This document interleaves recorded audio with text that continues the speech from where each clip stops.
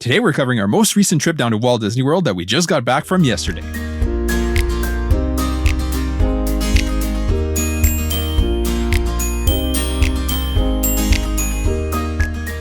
Hello and welcome to the Let's Go to Disney podcast. I'm Oliver. And I'm Lucy. Today is Monday, September 30th, and you're listening to episode 55, September 2024 Trip Recap. Before we get into today's main topic, here's what's going on in the parks right now.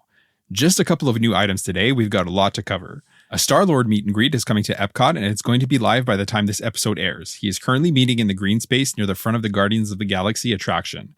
There was a queue and a PhotoPass photographer like usual meet and greets, but it hasn't been added to the My Disney Experience app as of this recording.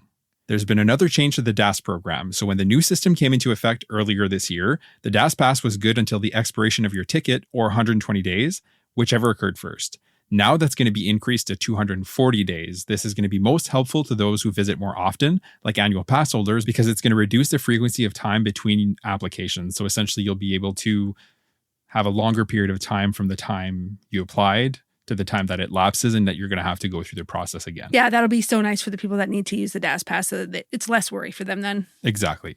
So we just got back from Orlando yesterday afternoon. All things considered, everything went well to get home. Our second flight from Toronto to Regina was delayed by an hour, but all in all, it could definitely have been worse. And we've been worse. Yeah, 100%. We always get major Disney blues when a trip comes to a close. Sunday night when we were getting back to our room, Lucy goes, "Well, that's it for this trip." And I'm like, no, don't say that. We still have tonight, knowing full well that, like, for all intents and purposes, by that point, yeah, it's over. It's always bittersweet. And actually, yesterday while we were in Toronto, I get on the phone with Disney and booked our next trip with the bounce back offer. So quick note for those of you who don't know what that is. If you book a trip while you're on your current trip or in the week immediately following your checkout day, so like the 7 days immediately following your checkout day, you can contact Disney and book another trip and you're going to receive a discounted rate. There are date restrictions, but aside from that, it's pretty wide open and the savings can be really good. We booked a stay for May of 2025 with the kids and we saved 30% on our room reservation. It's just over $1,800 to stay at Caribbean Beach Resort for a week, which is a really good deal. So we have that booked and our next countdown is already on. The kids don't know yet and we likely won't tell them for a little while still. We'll maybe save it for Christmas morning like we did last year. What do you think? Yeah, I'm not sure yet. Yeah. Maybe Christmas. We'll see. We'll see how that goes. Aside from that, we unpacked our suitcases as soon as we got home yesterday. That's our style. And we started some laundry. We don't mess around when it comes to that. It's nice to get it done right away so that you're not like sitting with your suitcases your dirty vacation flows kind of sitting around. No, need to get it going right away. Get back into the routine. 100%. Lucy and I are off today as well, which is good to have a day to get some things done, cleaning the house, getting some prep done, just getting back in the swing of things because we're back at work tomorrow. So with that said, let's get into today's main topic, which will be a trip recap of this latest trip. We like to do these trip recaps to talk about what went well, what we learned, or what was new and different for us on our trips, and to talk about some things that we could have done differently or better overall. Like anything else, we learn with every trip, and it makes every subsequent trip that much easier for us. So reminder that we left for this trip back on September 20th, and we actually had a very different itinerary than we normally do when we get to Orlando. Our local airport in Regina offers very few direct flights to and from Orlando. So when they do, it's not all the time, and it usually actually only happens one day a week. So actually, we usually have to fly to either Calgary or Toronto, and then it's direct from there. For this trip, though, the day we wanted to leave had no availability to fly to Orlando, and we actually had to leave the day before, which was the Friday. So we flew out just after 3 p.m. from Regina to Toronto, and we weren't flying out until early the next morning. So that's Saturday the 21st. We stayed at the Alt Hotel just by Pearson Airport. What's nice is that we actually took the airport tram to the Viscount station, and then the hotel was literally right across the street. It was so convenient. Yeah, agreed.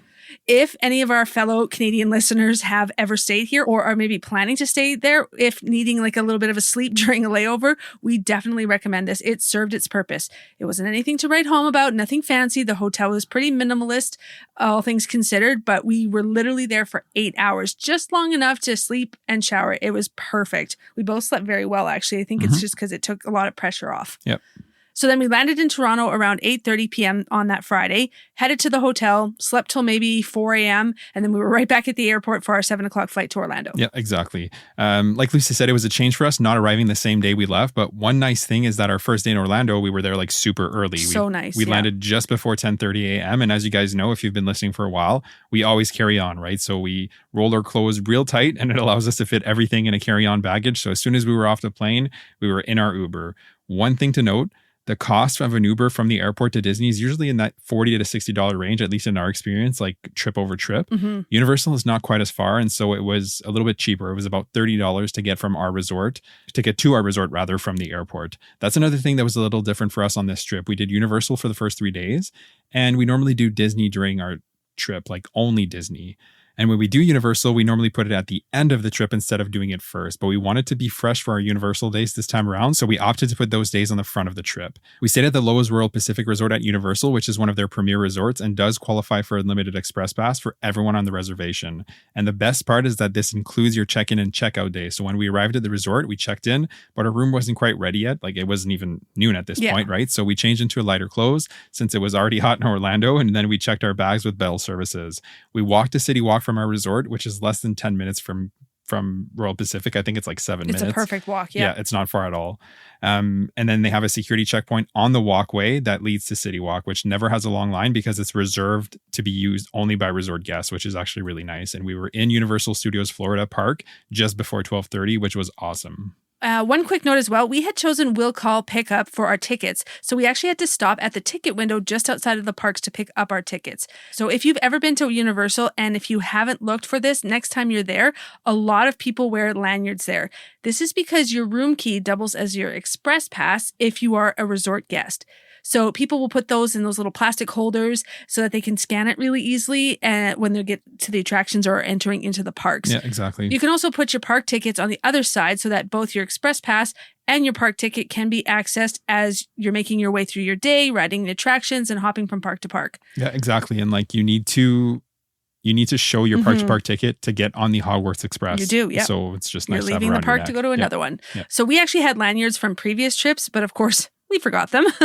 Actually, I think we both use our previous lanyards at work. So yeah, exactly. They're definitely not a necessity. They're just more nice to have. They're convenient. So something to keep in mind there. But once we had our tickets, we got right into the park. We decided to start with Universal Studios Florida because it was already just afternoon and the park was closing at 5 for the day because there was a Halloween Horror Nights that night. So we did VillaCon, The Mummy, and then we made our way into Diagon Alley. Yeah, exactly. So as you guys know, we're obviously very Walt Disney World focused on this podcast. It's what we talk most about, and it's where we spend most of our time when we're on vacation. But we have to say that the Wizarding World of Harry Potter at Universal is just so great. Like it was so well executed, and Universal really knocked it out of the park with this land. The second you round the corner from London and pass through the brick wall and glimpse Diagon Alley for the first time, like it's overwhelming. If you're a fan of the franchise, it'll hit you right in the feels, guaranteed. And even if you're not, you can certainly like appreciate the work that they did here because the land just looks that good. It's amazing.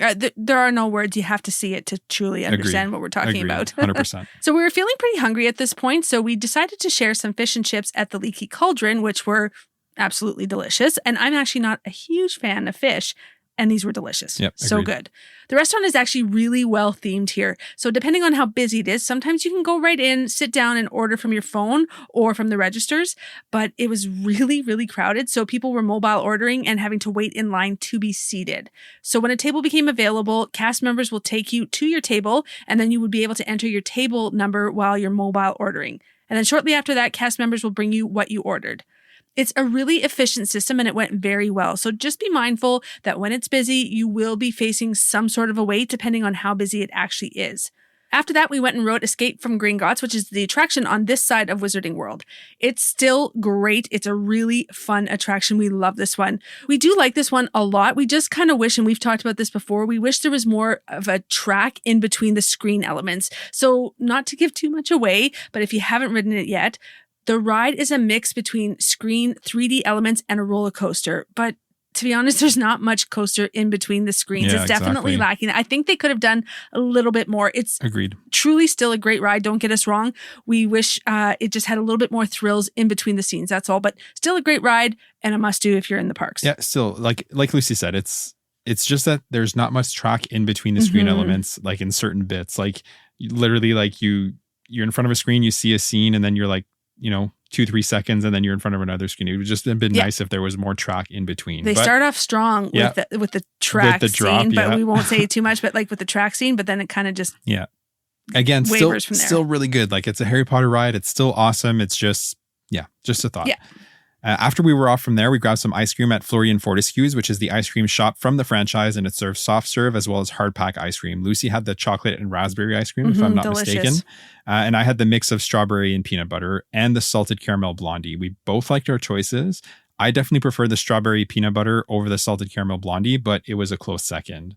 We watched the Tales of Beetle the Bard while we ate our ice cream. This is a 10-minute show, where cast members depict the tale of the three brothers, just like they do in the movies. It's a really good show and worth stopping for. The show alternates with Celestina Warbeck and the Banshees, and we caught that show on our last Universal day, which is also worth stopping for. After that, we went back into the rest of Universal Studios Florida. We rode Men in Black Alien Attack, the Troller Coaster, in DreamWorks Land, which was our first time because we hadn't been since it opened in June. True. And then we did Rip Ride Rocket, which is still as rough as we remember it. One time and I'm done. I do not need to do it again. Okay, it's not that it's a bad coaster. It's just not as smooth as like the newer coasters. So it's fine, but like the track is really jerky and your head is kind of like bounce around side to side. So for that reason, it's just not our favorite. I'm just too old for it, I think. Yeah, like when you compare it to rides like Velocicoaster and Hagrid's Motorbike, it just doesn't match up. So for example, on Velocicoaster, which is also super faster, I think, but it's silky smooth, right? We could do that one over and over again because it's not rough whatsoever. After Rip Ride Rocket, it was 4:40 p.m. and the park was just about to close to day guests for Halloween Horror Nights, so we hopped over to Islands of Adventure. So there are actually two ways that you can hop from park to park if you have park-to-park tickets. You can either take the Hogwarts Express from London on the Universal Studios Florida side to Hogsmeade on the Islands of Adventure side and then vice versa, or you can use your own 2 feet, exit the entrance, and walk to the other park. So quick note, they're right next to each other, so it takes less than 5 minutes to walk from park to park. We were actually at the front of the park already because we had just rode Rip Ride Rocket, so we just decided to walk to Islands of Adventure side. From there, we went straight to Velocicoaster. Then we got in line for Hagrid's Motorbike Adventure. It was right around 5:45 at this point. The wait time was actually posted for 75 minutes, but we timed it on Oliver's watch. We waited the full 75 minutes. I think it was actually 76 minutes in the end. Mm-hmm. So they were bang on with their times there. And that's not surprising that one is such a popular ride. Yeah, for sure it is. Yep. Islands of Adventure closed at 7 p.m. and then it was 7 p.m. when we actually got off of Hagrid's. So we made our way back to the front of the park where we had reservations at Toothsome Chocolate Emporium for dinner. This restaurant has a steampunk kind of vibe, and the outside looks like it's kind of like a chocolate factory. It's pretty cool looking. And the inside too, for that matter. Yeah, you're right. Absolutely. Yep. So they have a regular menu, but their specialty is definitely their desserts. I had the Southern Fried Chicken BLT, and then Oliver had the Pub It Up burger with andouille sausage, queso, and kettle chips. Yep, it was good. Both were really good. We both enjoyed our meals, but the desserts are definitely why people go there.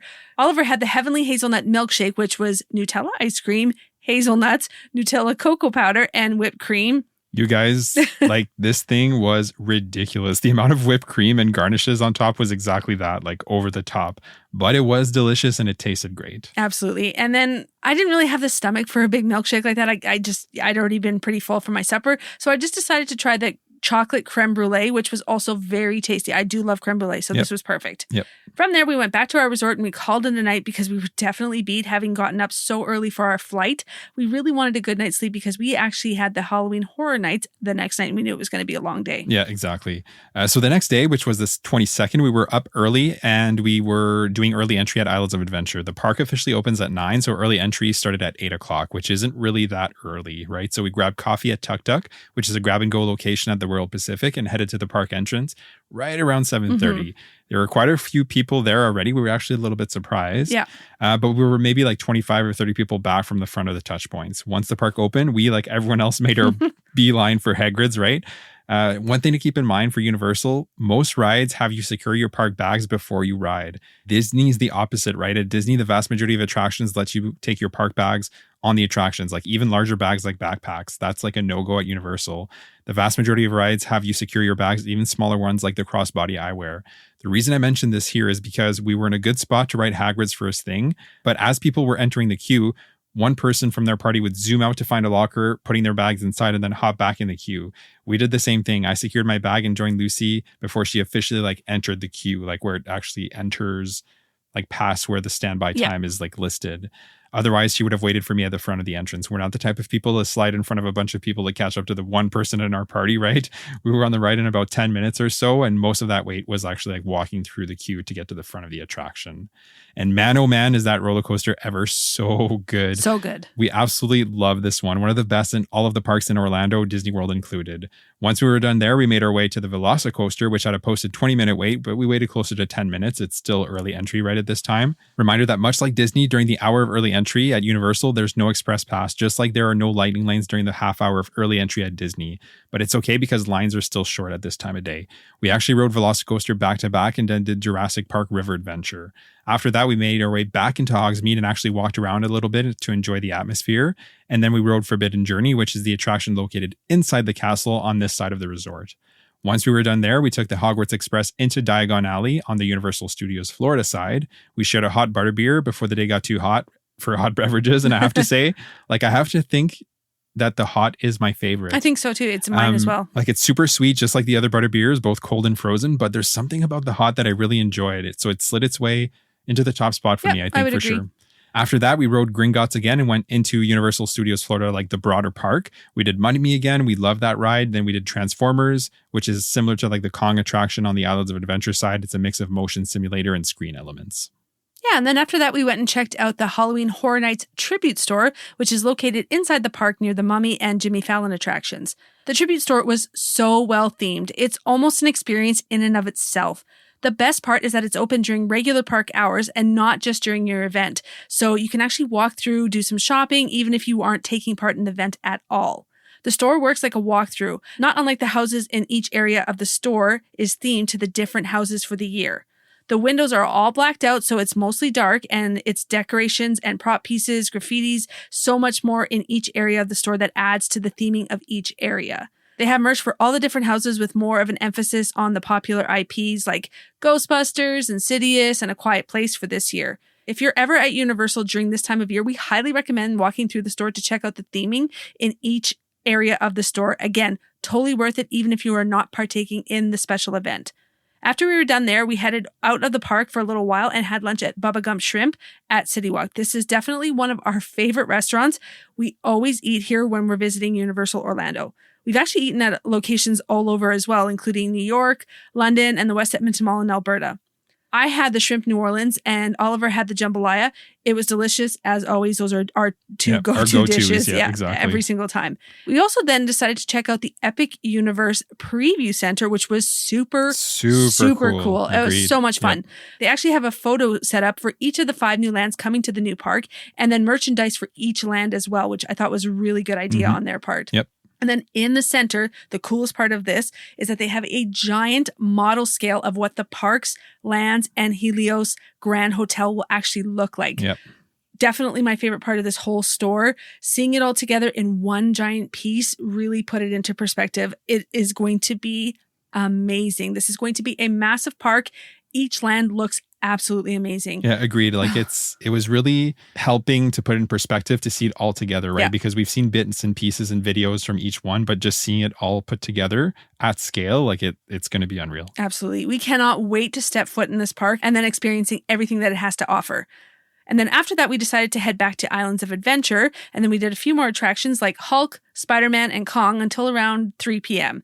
Then we took the Hogwarts Express back over to Universal Studios Florida and grabbed some iced coffees from Starbucks before getting into line for the Stay and Scream zones. Yeah, exactly. So there's 2 ways to get an early jump on visiting the houses during Halloween Horror Nights. So the first is to have a day park ticket and physically be inside the park during the day. Okay, that's simple. This will count as your Stay and Scream ticket, and then you can stay in the Stay and Scream zones when they open. You can enter one of the zones as early as 3:30 to start lining up for one of the houses.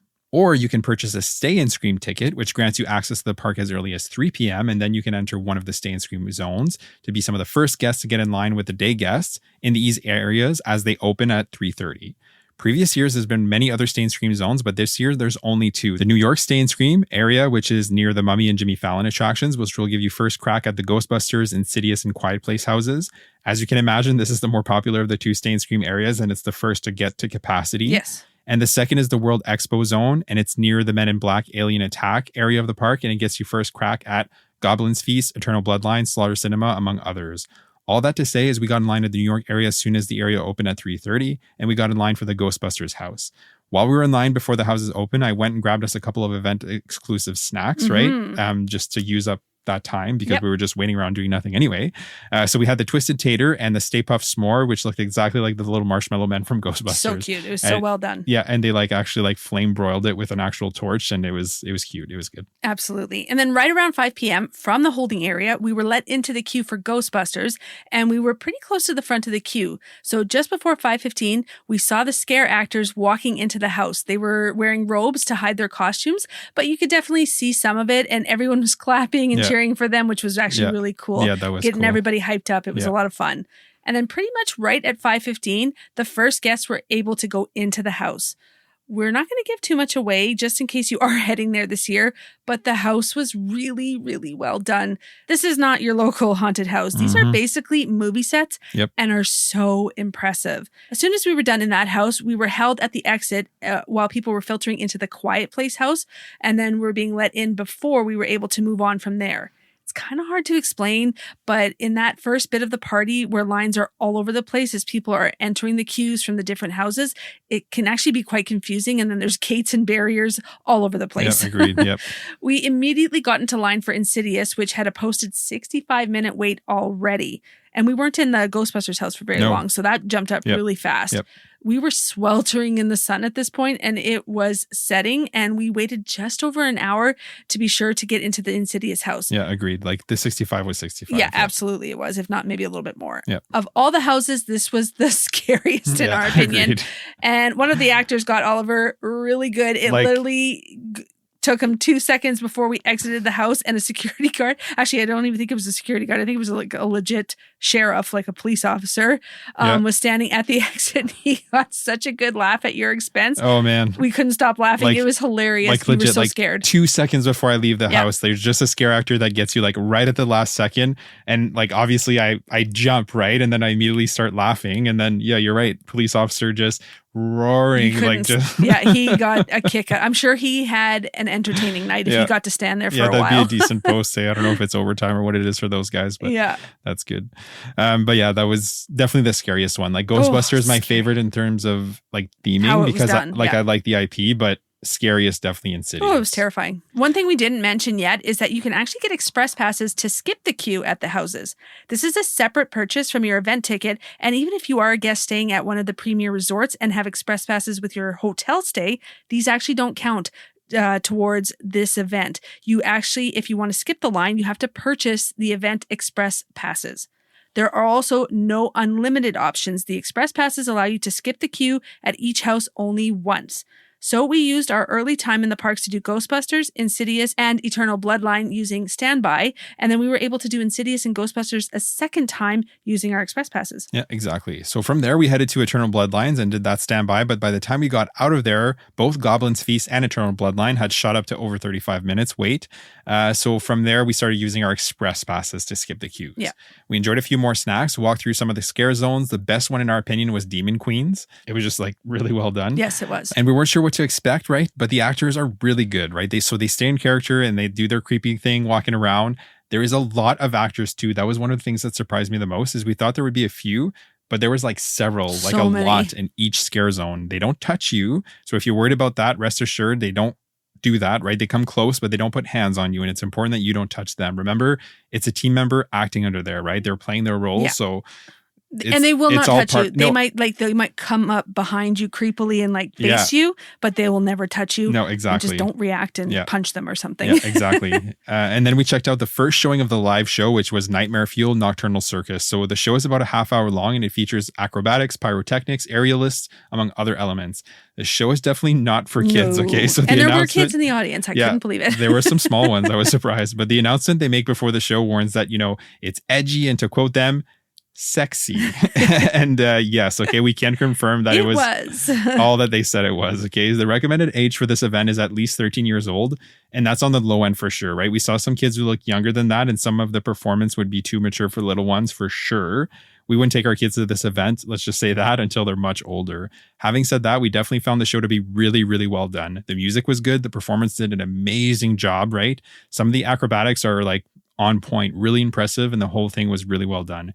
We appreciated it, and it was definitely worth checking out. After the show, we continued using our express passes to get every house done. We started with Goblin's Feast and working clockwise around the rest of the park.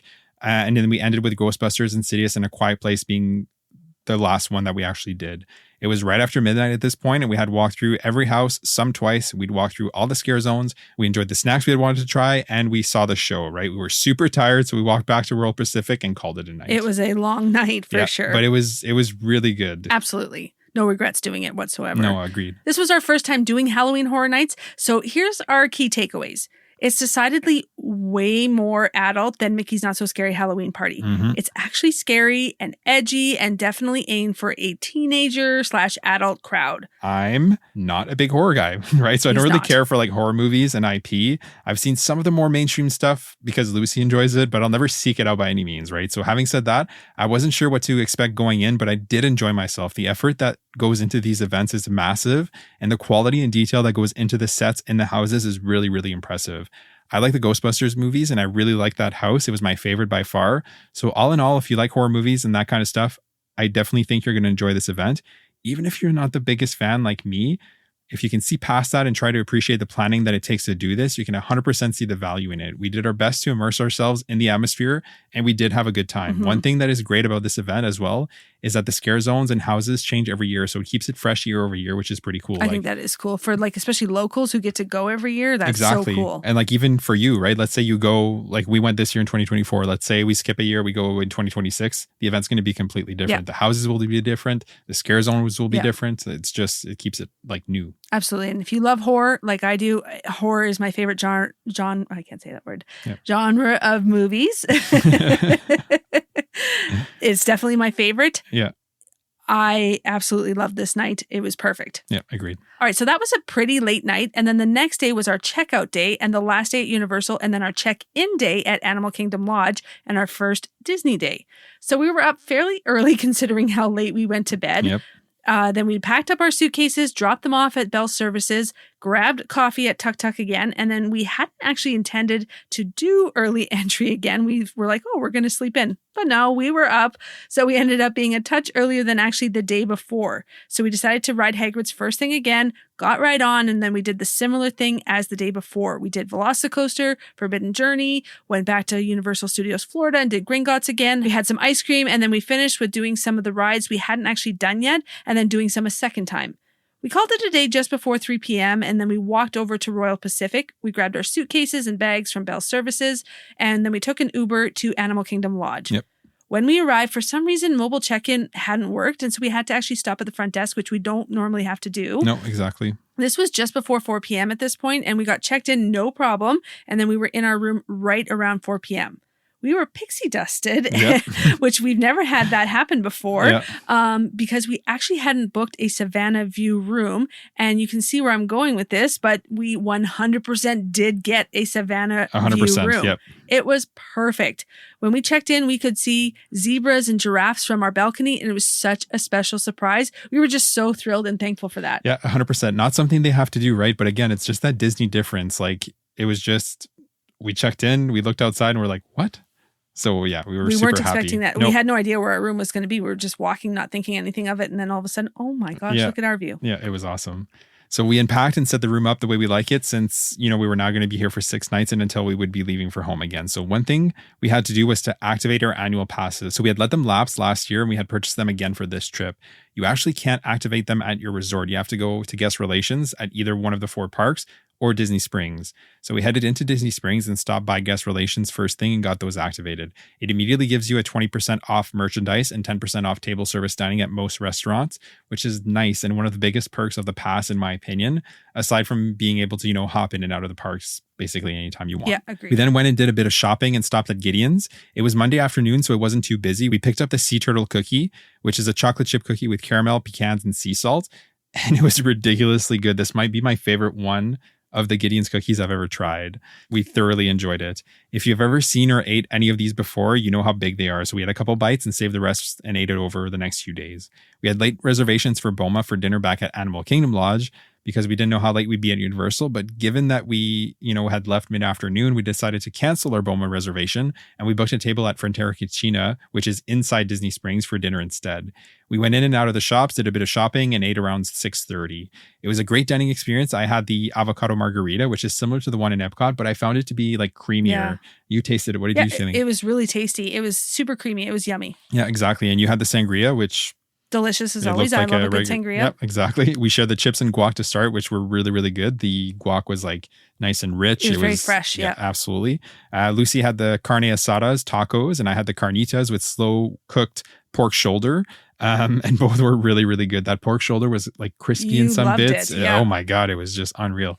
We would definitely recommend this place and we would come here again for sure. After supper, we headed back to Animal Kingdom Lodge and turned in early. We were still tired from Halloween Horror Nights the night before, and we had been up earlier than we had intended, right? So we took the opportunity to get some extra sleep. Absolutely. So, okay, the next day, which was Tuesday the 24th, if you're keeping track, was the best out of the whole trip. We had an early morning again, and we were heading to Magic Kingdom, but not for our usual rope drop plans. We had 8 a.m. reservations for the Keys to the Kingdom tour. If you are not aware, Keys to the Kingdom is a 5-hour guided walking tour of Magic Kingdom. Your guide goes into some hidden details and lesser-known facts and the history of the park and its evolution. You get a peek at some of the backstage areas, like the area behind Tiana's Bayou Adventure, where the parade floats are kept, and then the waterway that leads to Seven Seas Lagoon and houses the floats for the electric water pageant. You go down into the utilidors, which was the most exciting part of this whole thing, 100%. And see behind-the-scenes elements down there into how Magic Kingdom functions, both on a mechanical sense and a performance sense as well. You're served lunch, and you also get some keepsake souvenirs. Our guide was Judith, and she was absolutely amazing. She was adorable. You could feel the love, the pride that she had for Disney. She actually started crying a couple times talking about Walt Disney and what he had created. You could tell she just lives and breathes it. She was like the perfect guide for that. She had like all of us crying, even like these grown men. I was looking around. I'm like, look at all these grown men wiping their tears away. No, it was exactly. very sweet. Yeah, 100%. She was wonderful. Absolutely wonderful. She shared so many intimate details about her connection to Disney and I think that's what made it truly special. Yeah, agreed. This was an experience above itself. It was really, really wonderful, like truly just amazing. And as huge Disney fans, this was right up our alley. It was definitely the highlight of our trip. We highly recommend this to anyone who has an appreciation of Disney history, Walt Disney, the man, and then the Disney parks itself. And shout out to Roy Disney. He never gets enough love. Yeah, 100%. Roy Disney has a lot to do with it too. Walt Disney's brother. Like 10 out of 10. This tour, like if you like Disney, if you like Walt Disney, if you like the history, and even if not, even if you just appreciate Disney like in a broader sense, they've done. It's really, really cool to see behind the scenes, like to get a peek behind the curtain. It was very cool. Yeah. Worth every penny, everything. Yep, exactly. So we left Judith right before 1 p.m. and we had a few hours before the start of Mickey's Not So Scary Halloween Party, which we were also doing that night. So we joined the 1 p.m. virtual queue for Tiana's Bayou Adventure. We had a couple of snacks. We shared an order of spring rolls from the spring rolls cart at the entrance to Adventureland. They still hold up, still good.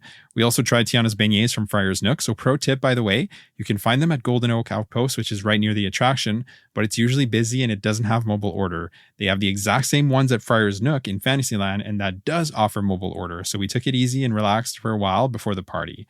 We were called for a virtual queue for Tiana's just before 4 p.m. So we went and rode that. That was our first time riding it since it had reopened in June, and we loved it, right? We know a lot of people were upset with the retheme, and that's fair, right? There's something to be said for original theming, but honestly, it's the same ride vehicles, it's the same track, it's the IP that is newer and fresher, and it's going to resonate with more guests, in my opinion.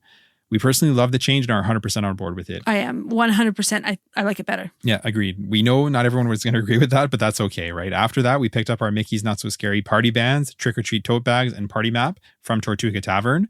So the party doesn't officially kick off till 7, right? Meaning most of the offerings and snacks aren't available until then. And day guests start to filter out and must be out by 6 p.m. But Disney gives it a 1-hour grace period to filter everyone out. Between 6 and 7, you can expect cast members to like check for your wristband, right? They're looking for wristbands and they're going to ask to see them on your wrist, essentially. We were actually sitting and having a snack at the Plaza Ice Cream Parlor, And like cast members were like, wristbands, please. So we just kind of stuck our hands up and that's what they're looking for. So one offering that is available between 4 and 7 p.m. though is a Jack and Sally meet and greet at Town Square Theater. So we got in line shortly before 5 p.m. and the posted wait time was 80 minutes. I timed it and we were in the queue for just over 90. So it was definitely busy. Yeah, it was. The meet and greet location is decorated and themed to the Nightmare Before Christmas. And the meet and greet with Jack and Sally was really fun. We quite enjoyed it. I actually was kind of surprised. I didn't expect all that theming and like the queue that leads to them, like once you're actually inside the space. But it was really well decorated. It was well done. So I was pretty happy with that. Once we were out of there, it was just after 6:30 and we went to Main Street Bakery for one of the snacks we really wanted to try, which was the mini witch hat. So this is a peanut butter mousse treat and it was so good. Probably my favorite snack of the night. After that, we walked around, enjoyed the atmosphere, had a couple more snacks.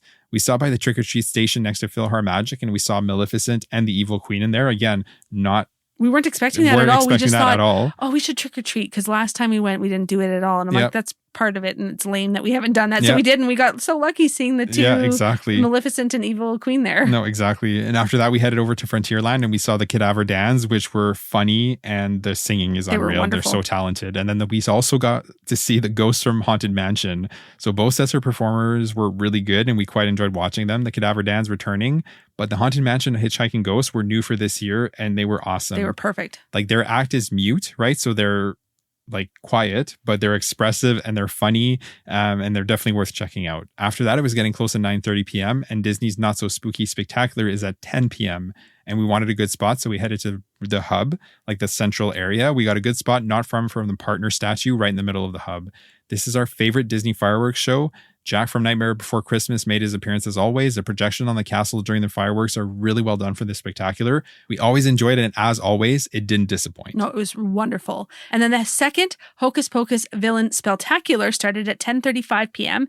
And like we said, we had a good spot, so we did not move at all. We waited the 20 minutes for it to start, and then without really moving a muscle, we were still in the perfect spot.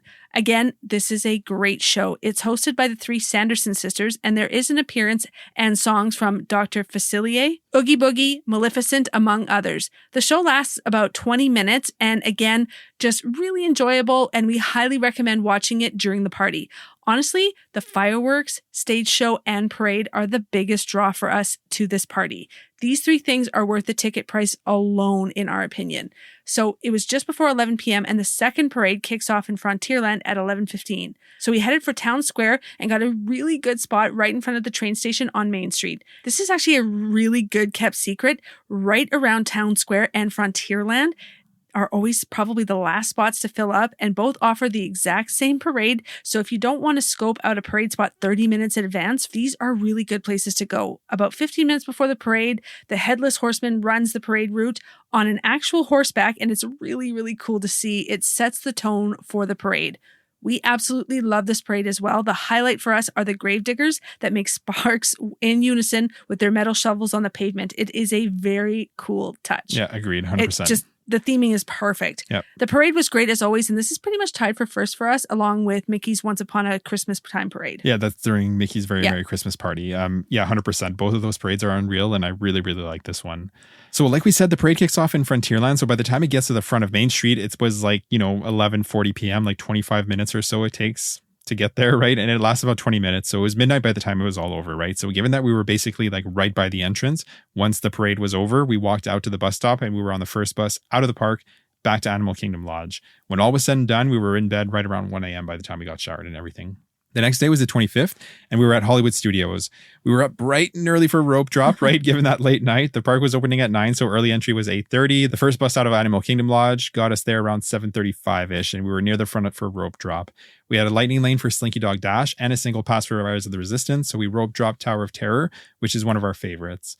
We were on the first elevator, and as soon as we were off there, we went over to Rock and Roller Coaster, and it was a walk-on as well. After that, we headed to Mickey and Minnie's Runaway Railway, just as basically the park was opening for all guests, like, the front of the crowd coming in at 9 o'clock. After that, we grabbed a carrot cake cookie and iced coffee from Charlie Car Cafe, which is the Starbucks location in this park. We then went for our first lightning lane, which was Toy Story Mania, and we got pretty competitive, as we always do. Always. And Lucy was leading pretty much the entire ride, but I pulled it out right at the last screen. And after that, we went for a second lightning lane, which was a second ride through Mickey and Minnie's Runaway Railway. After we were done there, we decided to hop on the Skyliner and hop over to Epcot for a little bit to grab a couple of the festival offerings, since we really wanted to complete Emil's fromage montage, but we didn't want to do it all in the same day because that's a lot of cheese. It's a lot of food, yeah. So we came in via the International Gateway entrance right between France and the UK. There's a shop right at the entrance called World Traveler. We picked up our festival passport there, and we also loaded a Disney gift card and wristband, which makes snacking around the food booths that much easier. Our first stop was Greece, and we picked up the griddled cheese with pistachios and honey, and it was just as good as we remembered. It was so delicious.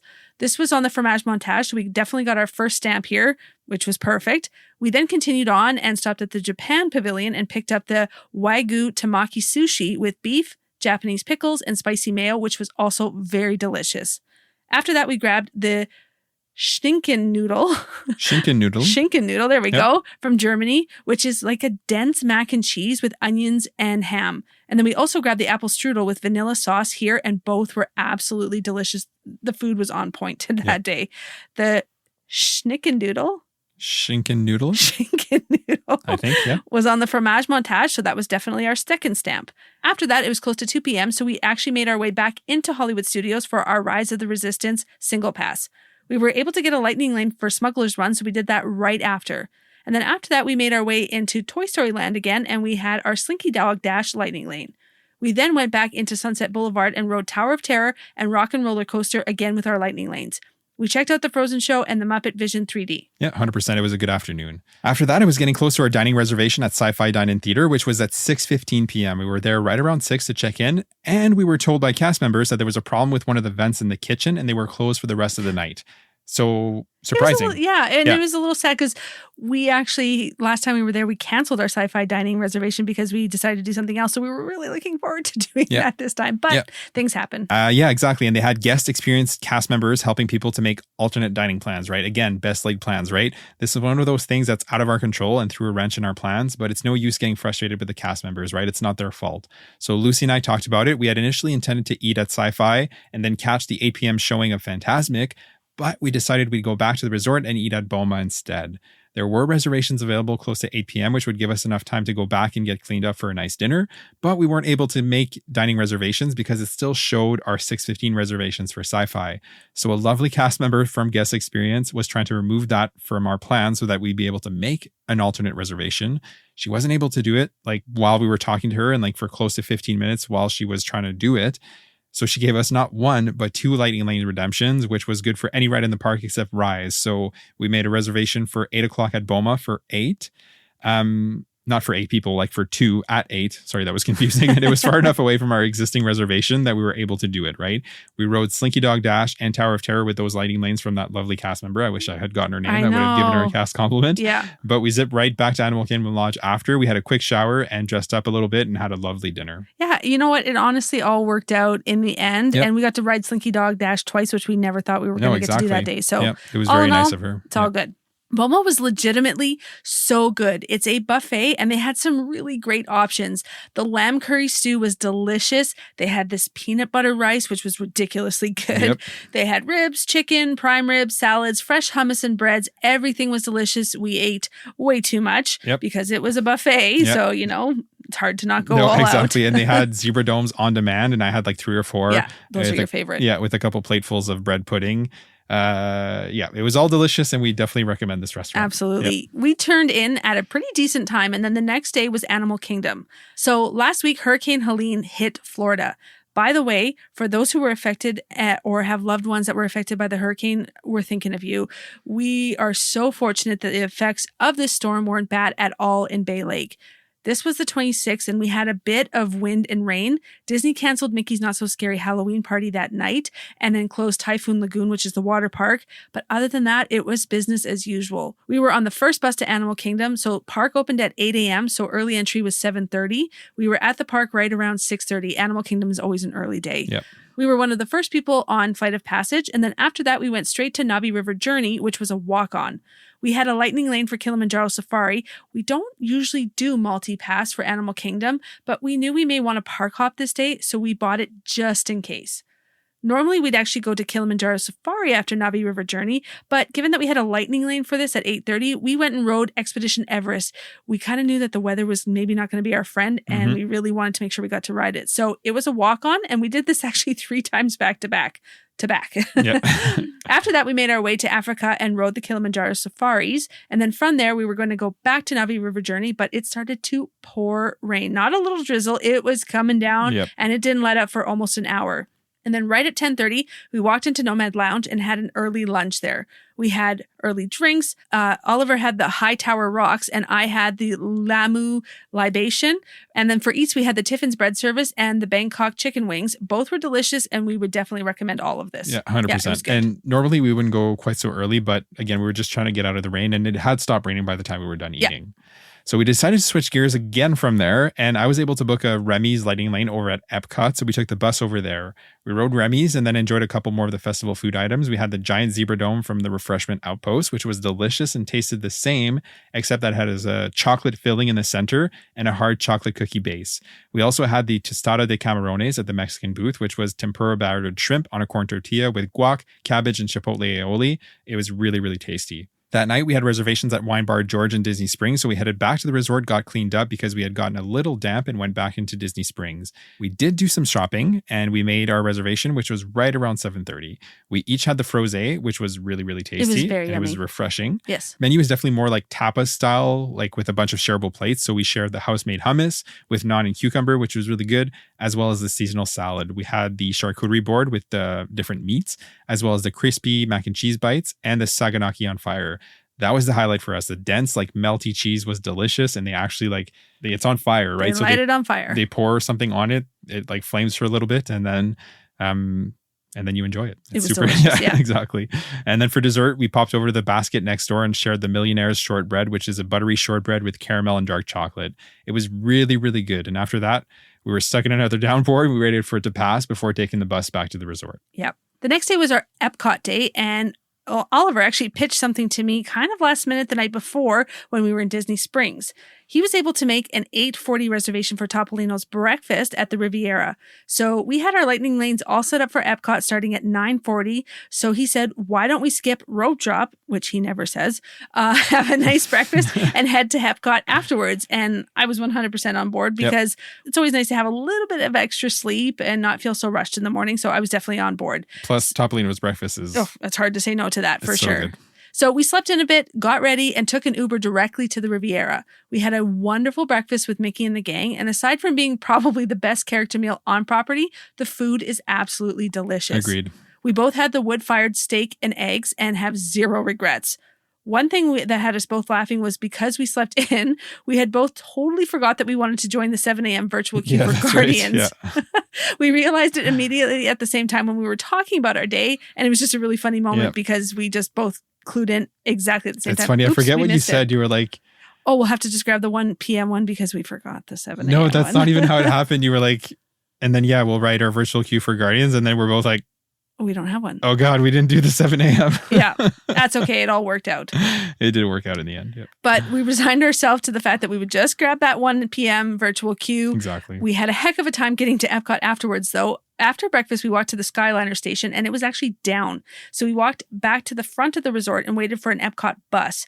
We had probably been there maybe 25 minutes or so, and then Oliver actually quickly doubled back to the Skyliner and then confirmed that it was now up and running. So I texted him at the exact same time saying that an Epcot bus was finally arriving. So he told me, I'm just not going to make it back in time. You come and join me. So then that's what I did. I went and joined him on the Skyliner to Epcot. Finally, we got there. Yep. We did our single pass for Guardians. We rode Remy's and Spaceship Earth. And then after that, the food booths were starting to open. So then we started with the Bolsan fig and balsamic cheesecake from Mill and Muled. Oh, God, it was so good. And it was very delicious. Both best of the fest for both of us. Yeah, exactly. We also had the pumpkin mascarpone ravioli from Forest and Fields, which was also very good. Agreed.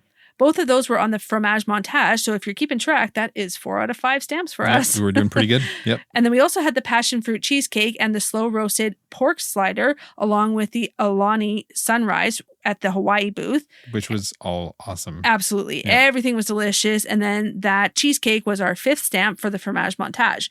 We took a little bit of an eating break before we redeemed. And then when we did, the prize was actually a blueberry cheesecake soft serve with a little piece of cheesecake on top. It was delicious. The blueberry swirl, like vanilla swirl cheese soft serve was absolutely delicious. I loved it. It was really, really good. I wish you could just order it me too. As is. Yeah. And then it comes in a commemorative cup, which we washed and kept. And now it's in the basement with our others from the previous festivals. Yep, exactly. After that, we checked out the Encanto show, did Living with the Land, Soarin', and continued to kill time before we were called for a virtual queue for Guardians. So the initial estimated return time when we got the 1 p.m. virtual queue was 5:30, but it kept getting pushed back and we didn't actually get called till around 7:20 p.m. Reminder that virtual queue is essentially like a standby queue, right? So it's not immediate like a lightning lane. We waited over 50 minutes in line once we actually checked into the virtual queue. When we came out, we were feeling hungry, so we had a quick service meal at Connections, which is again not like us. Nope, not like us at all. To have a quick service supper, especially when we were just the two of us. Yeah, exactly. So I had the chicken burger and Lucy had pizza. We scarfed that down really quick and then caught Luminous right on time. We had a good spot right in front of the World Showcase Lagoon, and after that, we left with the masses and took our bus back to Animal Kingdom Lodge. Then the next day was our last day, and we were back at Magic Kingdom for a full day this time. We rope dropped Seven Dwarfs Mine Train, and wouldn't you know it didn't open with early entry. It had a delayed entry, and you guys, we were right at the front. We were been the first ones to walk on. Not joking, though. We were the first two guests in the queue for that ride.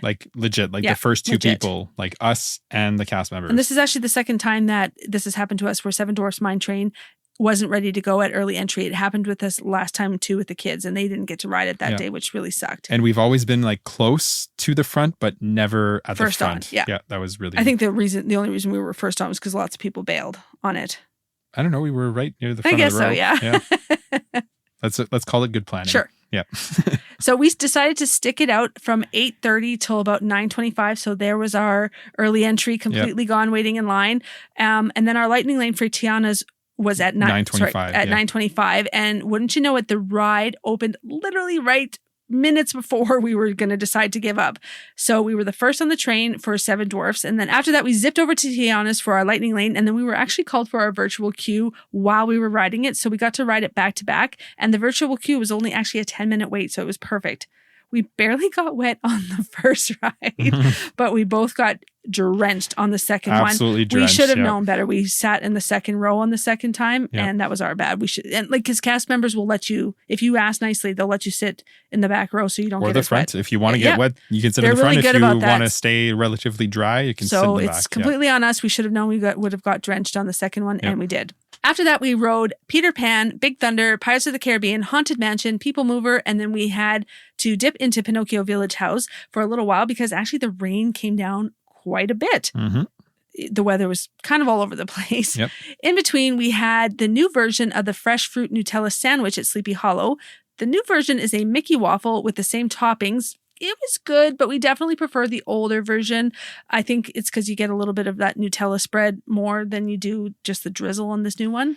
Yeah, I don't know. It felt like a sandwich, right? So I guess, more toppings, more Nutella, more fruit, and all kind of sandwiched, pressed together. Yeah, exactly. Yep. We also then headed over to Gaston's Tavern and tried the new ham and Gruyere tart and the creme brulee croissant. Both were good, but we definitely prefer Old Faithful, which is the warm cinnamon roll over there.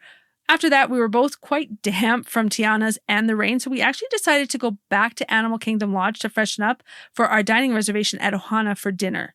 If you guys remember, we had actually only were able to snag a 3:55 p.m. reservation when we made our advanced dining reservation 60 days in advance. Mm-hmm. Well, literally while we were waiting to ride Seven Dwarfs, Oliver was able to snag a 5:20 p.m. reservation, which was obviously a much better time for us supper-wise. Yep. So we took the bus back to Magic Kingdom from Animal Kingdom Lodge, and then we decided to walk from Magic Kingdom to Polly. But we hit a little bit of a snag. It was a kind of a little bit of a snag day. Yeah. We couldn't get around the construction, so we actually had to double back to the Grand Floridian. But at this point, we were minutes from our reservation, and the monorail was going to take us at least 20 minutes to get there. So we ended up taking a $20 2-minute Uber ride to the Poly. Which is like literally next door, you guys. Like you can literally walk it about the same amount of time. But the construction is there because of the new tower that's being built for the Polynesian resort. So rookie mistake. Yep. And we even had a cast member tell us not to do it, and we did not listen. Sorry, cast member, you were right. Yep. But we made it for our dinner reservation. Dinner was delicious as always. Ohana is definitely one of our favorites. We're initially going to go back into Magic Kingdom to ride Tron and watch Happily Ever After. But actually, in the end, we decided to modify Tron to Guardians, and then we took the monorail back to Epcot and rode Guardians one last time. We both agreed that was the perfect way to end our trip. Agreed. After that, we took the bus back to Animal Kingdom Lodge, got cleaned up, and packed up the last of our stuff, and that was it. We were actually up at 4 a.m. the next morning for our 7 a.m. flight out of Orlando, and then that was the trip. Yep, exactly. And the last thing I'll quickly say is that we always get the Disney blues when we leave Disney, right? So like I said at the start, while we were in the lounge at the Toronto airport waiting for our connecting flight to Regina, I booked our bounce back offer for our May 2025 trip with the kids. So we booked Caribbean Beach Resort, like I said, for 7 nights in May of next year, which will be the kids' next trip. It's definitely worth looking into if you know you're going to be coming back in the next year or so, because we literally save 30% off on our room by using this offer. So something to think about for sure. So with all that said, here's a few takeaways from this trip for us. So 1, be flexible, right? So some of the last minute changes we talked about were self-inflicted, right? But things like the Sci-Fi Dine-In Theater being closed for the night because of kitchen issues, or Seven Dwarfs not opening with early entry, or the Skyliner being down when we were trying to get to Epcot, all of these things are unplanned and they happen. But if you're able to accept that this could happen, it's going to make dealing with it that much easier. We know that can be easier said than done when you've spent, months and thousands of dollars planning, but these things do happen, so something to keep in mind. 2, the new Lightning Lane multipass is good, but it's definitely more difficult to modify for better times. It's certainly doable and we were able to do it for the most part, but it's not nearly as easy as it used to be. And we had to refresh longer and more often to get the times that we wanted. 3, the differences between Universal and Disney are glaring. Okay, so the cleanliness, for example, like the park was much cleaner during Mickey's Not So Scary Halloween Party than it was during Halloween Horror Nights. Cast members, like the team members at Universal, are great. It's just that the cast members at Disney are different. Okay, so they seem more engaged, more willing to listen and help. It's not that there aren't great team members at Universal. There definitely is. It's just a cut above at Disney. It is what it is. It's hard to put into words. It's a little bit more magical. Yeah, 100%. And 4, Universal Express Unlimited is great. There's no doubt about it. The ability to skip the queue as many times as you want is awesome. But, and this is a big but, we found that you're waiting about half the time of the posted wait. So if Mummy has a 50-minute wait, you're waiting about 25 minutes. If Velocicoaster is a 60-minute wait, you're waiting about 30 minutes. Whereas the Lightning Lanes at Disney, yes, you can only ride them once. Yes, you have to schedule them. But when you enter the Lightning Lane, within 5 minutes, you're on the ride consistently. So it's a better experience in that sense. And then aside from that, this is a bit of a view into how Oliver and I do our trips when it's just him and I. We tend to switch plans more often and roll with the punches a little bit more smoothly than when we have our kids in tow. As you can see, we practice what we preach, but given as often as we go, we're able to switch gears fairly easily. We don't suggest switching plans constantly if this is your first trip or if you're only getting to go every few years. You want to see and do as much as possible. And when you don't go often, you should definitely make 100% that be the priority. Yeah, agreed 100%. Yeah. With all that said, thanks for recapping our September trip with us today. We hope it's helpful and can maybe help you decide how you might want to structure your days. Make sure to subscribe to the podcast so you don't miss any future episodes. And if you could leave us a rating and review, it would be greatly appreciated. It helps us increase our reach so that we can be found by more folks trying to plan Disney trips. And you can leave reviews right on Apple Podcasts. And for Spotify, you can leave a rating. You can also find us on Instagram and TikTok at letsgo.to-disney, as well as on our Facebook page, Let's Go to Disney. We share some helpful reels here, as well as some fun ones. The link tree in the show notes will take you to all of our socials. Have a great day, and we'll see you real soon.